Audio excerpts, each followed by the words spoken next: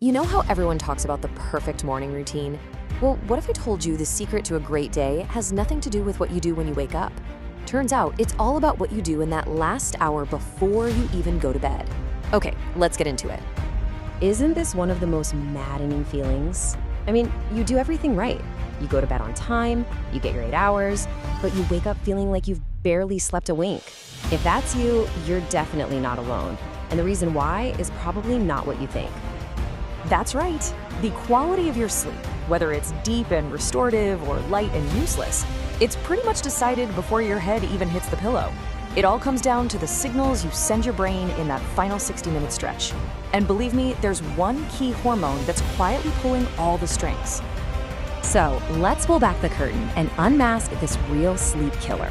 There is one specific hormone that when it's just a little bit out of whack at night becomes the #1 reason for those restless, unsatisfying nights. And that hormone is cortisol. Now I know what you're thinking. Cortisol, the stress hormone, right? Well, yes, but a much better way to think about it is as your body's alertness signal. Its main job, biologically speaking, is to keep you awake, sharp, and ready to deal with, well, anything. During the day, that alertness is fantastic. It helps you focus, solve problems, and get stuff done. But at night, high cortisol is a total disaster for sleep. It's basically screaming to your brain that it's not safe to power down. So instead of deep, restorative sleep, you get this light, fragmented, choppy sleep, which is exactly why you still feel so drained the next morning. So, the big question is, how do we get this cortisol to quiet down? Well, the very first habit is all about mastering the single most powerful signal your brain listens to: light. Okay, so get this.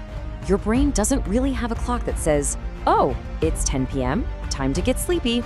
Nope, it has a light sensor. So when your house is blasted with bright lights in the evening, you're basically telling your ancient hardwired brain, hey, it's still daytime, stay alert. That keeps cortisol high and puts the brakes on melatonin, your sleep hormone. Luckily, the fix for this is incredibly simple but so powerful. About an hour to 90 minutes before you want to be asleep, just start dimming your world. Kill those bright overhead lights. Switch over to some warm, soft lamps. Turn the brightness way down on your phone or your TV. This slow transition from bright to dim sends a crystal clear signal to your brain. The day is over. It's safe to power down now. All right, on to habit number 2. This one tackles all that mental chatter, the stuff that keeps your brain spinning when it should be winding down. Think of your brain as a 24/7 security guard. Its main job is to keep you safe by predicting and solving problems. So when you try to go to sleep with a bunch of to-do lists and worries swirling around, your brain keeps these open loops active. It thinks, hey, we might need to solve this at any moment. And that keeps your nervous system on a low-level alert all night long.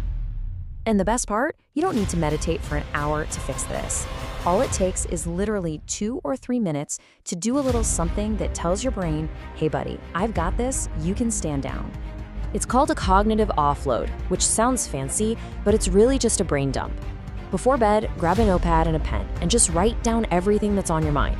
Your to-do list, the thing you're worried about, anything. The physical act of writing it down signals to your brain that the information is captured and stored safely. It doesn't have to carry that burden anymore, so it can finally relax. Okay, our third and final habit is maybe the most direct. It's about using your body to send a calming message straight to your brain. It's a physical hack for a mental problem. See, cortisol is directly tied to your nervous system. When you're in that stressed out fight or flight mode, cortisol is going to stay high. To bring it down, we have to flip the switch over to the rest and digest mode. And the fastest way to flip that switch? It's your own breath. This technique is just wonderful and so easy. You just breathe in through your nose for a slow count of 4, and then you breathe out gently through your mouth for a longer count of 6. Just do that for a minute or 2. That longer exhale is the real magic trick here. It physically activates a nerve that sends a powerful all is calm, all is safe signal right to your brain.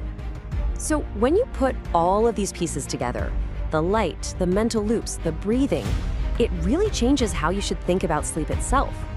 These 3 habits, they aren't just random tips. They are 3 distinct, powerful safety signals. Dimming the lights, clearing your mind, and calming your body, all 3 send one unified message to your brain. The threat is gone, vigilance is no longer needed, It is safe to rest now.